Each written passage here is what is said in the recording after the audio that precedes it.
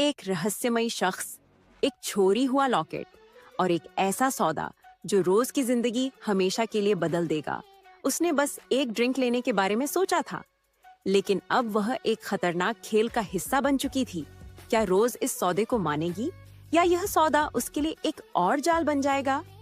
The secret deal, एक रोमांचक सफर जहां हर मोड़ पर एक नया राज छुपा है। देखिए पूरी कहानी और जानिए, जब प्यार और साजिश आमने सामने आते हैं तब क्या होता है। The secret deal episode. मुखौटा प्रस्ताव। बोस्टन का नाइट स्टार बार उन जगहों में से एक था जहां सप्ताह के दिनों में कम ही लोग आते थे।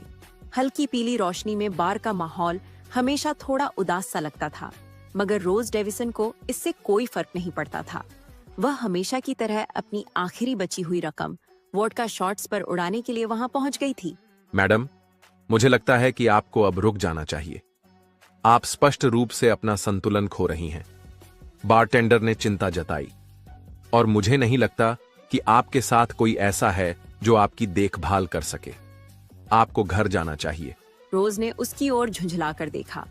उसकी आंखें नशे में धुंधली पड़ चुकी थीं और उसने बारटेंडर को गाली देते हुए कहा, मुझे किसी की देखभाल की जरूरत नहीं है, अब और नहीं। मैं वैसे भी मर रही हूँ। अब बकवास बंद करो और मुझे एक और शॉट दो। बारटेंडर हिचकिचाया, मगर रोज की जिद के आगे उसने हार मान ली और एक और ड्रिंक उसके सामने रख दी।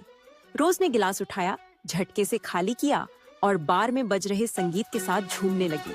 फिर अचानक धमाक! रोज एक टेबल से टकरा गई और एक लैपटॉप जमीन पर गिर पड़ा। हे भगवान, मुझे बहुत खेद है। उसने लड़खड़ाते हुए माफी मांगी और लैपटॉप उठाने के लिए झुकी। हम इस पूरे बार में बस 2 ही लोग हैं। एक ठंडी आवाज आई। और तुमने मेरे लैपटॉप से टकराने का ही फैसला किया? रोज ने सिर उठाकर देखा।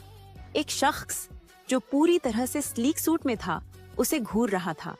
उसकी आंखों में गहरी गंभीरता थी, लेकिन साथ ही उसमें एक अनकहा गुस्सा भी झलक रहा था। रोज ने उसकी ओर ध्यान से देखा। मजबूत जबड़ा, तीखी नाक और घने बाल। तुम्हारी हड्डियों की संरचना काफी अच्छी है, वह नशे में बुदबुदाई। आदमी ने भौहें चढ़ाईं। क्या? कुछ नहीं, रोज ने घबराते हुए कहा। मैं बस बोस्टन में अपने माता पिता को खोजने आई थी, लेकिन कोई सुराग नहीं मिला और मुझे वैसे भी कोई फर्क नहीं पड़ता, तो मैंने सोचा क्यों ना एक ड्रिंक ले ली जाए। आदमी ने नाक पर उंगलियां फेरते हुए लंबी सांस ली। क्या अब तुम मेरे लैपटॉप से दूर रह सकती हो? तुम बहुत पढ़े लिखे लगते हो, रोज ने उसकी ओर झुकते हुए कहा। क्या तुम मर्फी के नियम को मानते हो? क्या? मर्फी का नियम?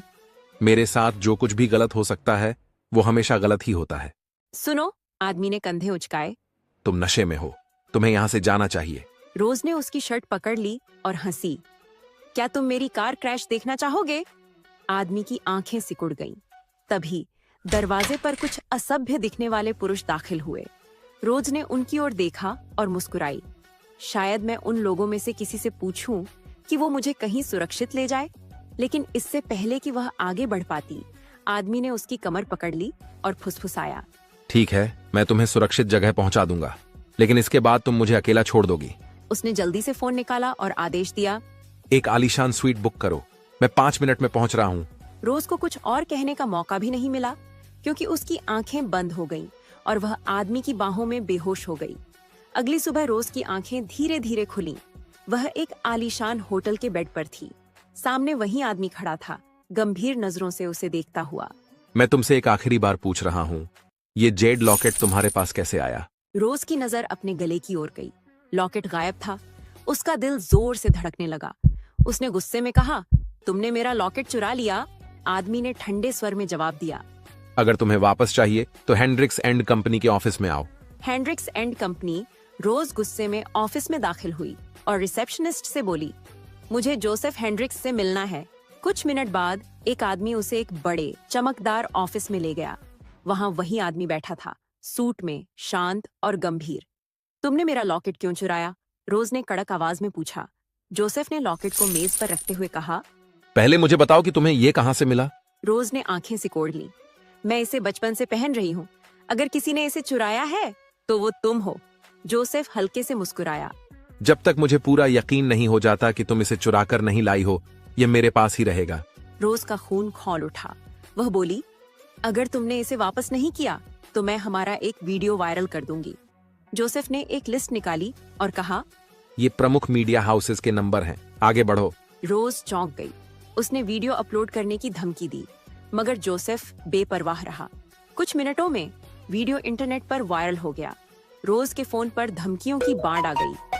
हे भगवान, उसने बुदबुदाया, ये तो उल्टा मुझ पर ही भारी पड़ गया।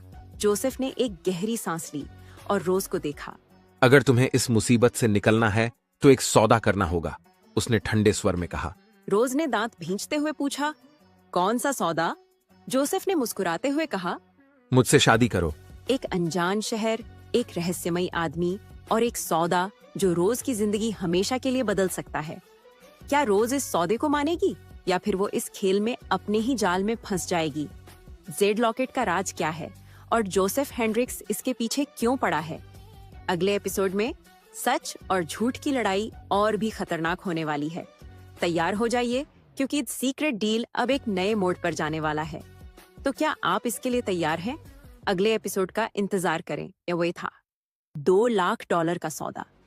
एक ऐसी कहानी जहां प्यार, धोखा और एक अनोखे सौदे का रोमांच एक साथ बुना गया है।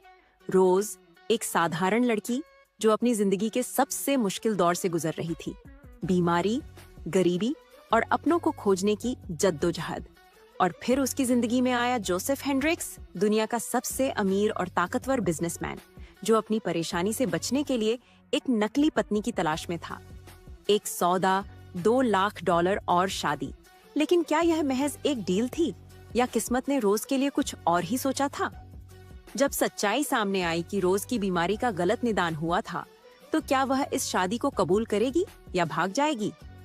और जब उसके अतीत के लोग सामने आएंगे, तो क्या वह जोसेफ का हाथ थामेगी या फिर अपने पुराने घावों से टकराएगी? क्या यह सौदा जिंदगी बदल देगा या एक नया तूफान लेकर आएगा? जानने के लिए सुनिए पूरा एपिसोड सिर्फ NK ऑडियो स्टोरी पर। एपिसोड 2, $2 लाख का सौदा। जोसेफ ने मुस्कुराते हुए कहा, जैसा कि आप देख सकते हैं, बहुत सी महिलाएं मुझे पसंद करती हैं, जिससे मुझे बहुत परेशानी होती है। इसलिए मुझे एक ढाल के रूप में एक पत्नी की आवश्यकता है। तुम एक ऐसी निडर महिला हो जो मुझे इससे निपटने में मदद कर सकती हो। अगर तुम सहमत हो तो मैं तुम्हें लॉकेट लौटा दूंगा। तुम क्या सोचती हो? रोज ने इस विचार पर ज्यादा विचार नहीं किया।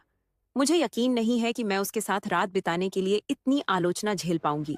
अगर मैं वास्तव में उस आदमी से शादी करूं, तो क्या इससे सब कुछ और भी बुरा नहीं हो जाएगा? उसने सोचा। लेकिन दूसरी ओर, चूंकि वह इतना अमीर और शक्तिशाली है, इसलिए उसे मेरी सुरक्षा की गारंटी देनी चाहिए। और अगर मैं वास्तव में उससे शादी करूं, तो इससे एक बहुत बड़ा लाभ होगा।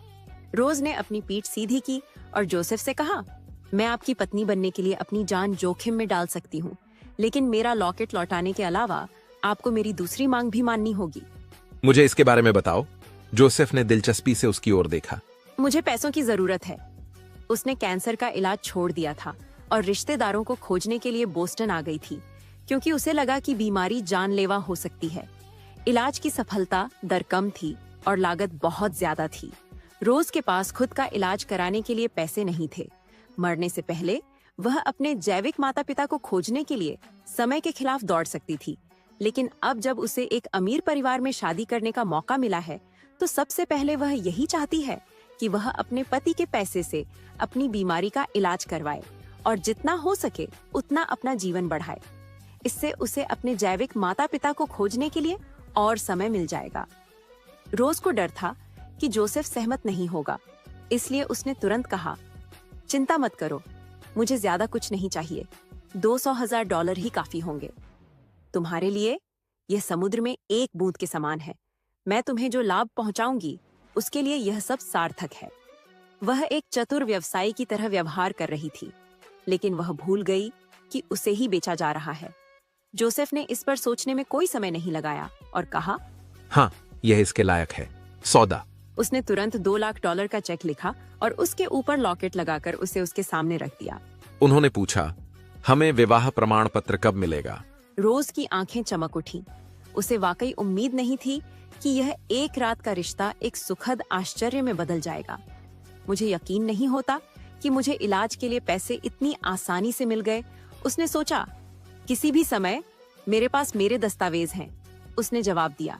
जब वह बोस्टन आई थी तो वह घर वापस न लौटने के लिए तैयार थी, इसलिए वह अपने सभी निजी दस्तावेज अपने साथ ले आई थी। कृपया भाग 2 के लिए चैनल को सब्सक्राइब करें।